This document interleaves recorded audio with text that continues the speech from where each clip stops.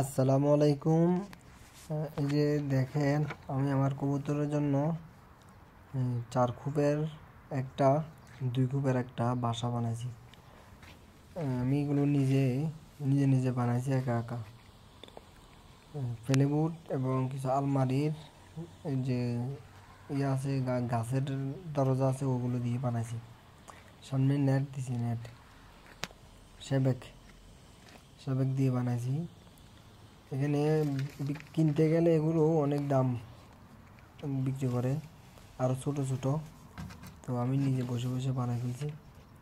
আমার অনেকগুলো কবুতর আছে, 6 জোড়া কবুতরের জন্য আপাতত বানাইছি। এটা 10 জোড়া কবুতর রাখবো, আরও বানাবো পরে ইনশাল্লাহ।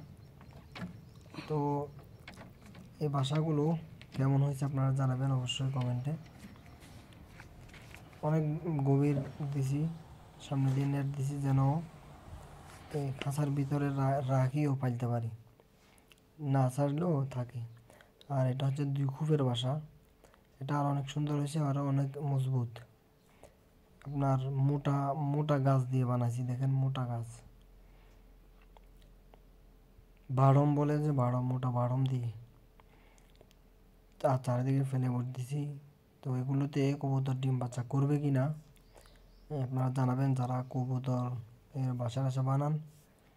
এগুলোতে কেমন হবে কবুতরের জন্য জানাবেন। যদি না হয়, ভেঙে আবার সুন্দর করে বানাইতে হবে। আমি যেহেতু নতুন, তো এইভাবে বানাইছি।